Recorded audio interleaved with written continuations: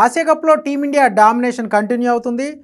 ఊహించినట్టుగానే చాలామంది అభిమానులు ఎదురు చూసినట్టుగానే పాకిస్తాన్‌ను చిత్తుగా ఓడించింది దుబాయ్ వేదికగా. ఈ మ్యాచ్‌లో కంప్లీట్‌గా టీమిండియా ఆల్ రౌండ్ షో కనబరిచిందని చెప్పాలి. ఎందుకంటే అటు బౌలింగ్, ఇటు బ్యాటింగ్, అలాగే ఫీల్డింగ్‌లో కూడా దుమ్ము రేపింది. ఏ దశలో కూడా పాకిస్తాన్ పోటీ ఇవ్వలేకపోయింది. ఎందుకంటే మనం ముందు నుంచి చెప్పుకుంటున్నట్టు గతంతో పోలిస్తే పాకిస్తాన్ జట్టు ఎంత బలహీనంగా ఉందనేది ఈరోజు వాళ్ళ బ్యాటింగ్ కానీ, బౌలింగ్‌లో కానీ తేలిపోయింది.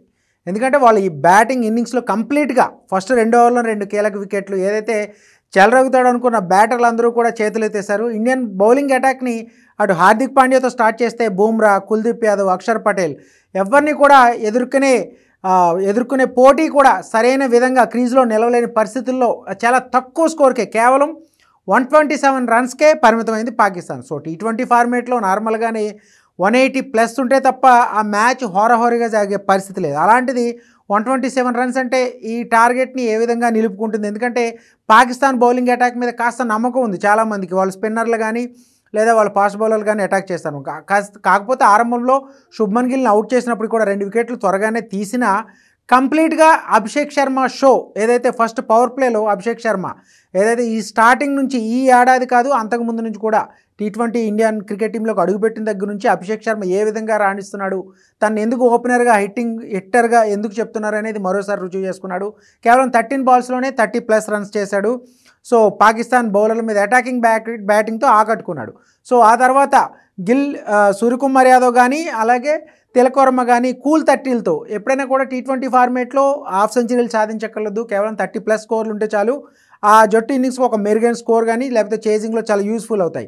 అదే విధమైన batting partnership between Tilak Varma and Suryakumar Yadav మధ్య ఆ పార్ట్నర్షిప్ ఇండియాకి విక్టరీలో చాలా కీలకమైందని చెప్పుకోవాలి. చాలా ఈజీగా ఆడుతూ పాడుతూ, ఎందుకంటే ఇండియన్ బ్యాటింగ్ లైనప్ చాలా డీప్గా ఉంది. దాదాపు అయితే బ్యాటింగ్ ఆర్డర్లో కాస్త మార్పులు అయితే కనిపించినాయి మనకు స్పష్టంగా. గౌతమ్ గంభీర్ T20 వరల్డ్ కప్ని దృష్టిలో ఉంచుకుని ఈ మార్పులు చేశాడా? ఎందుకంటే థర్డ్లో సూర్యకుమార్ యాదవ్ వస్తాడు, తర్వాత శివన్ దూబే వస్తాడు, సంజు శాంసన్ కూడా కిందకి దింపడం ఇక్కడ మేజర్గా మనం ఒక ప్రధానమైన పాయింట్గా చెప్పుకోవాలి. ఎందుకంటే ఓపెనర్గా ఇన్నింగ్స్ స్టార్ట్ చేసేవాడు అభిషేక్ శర్మతో కలిసి.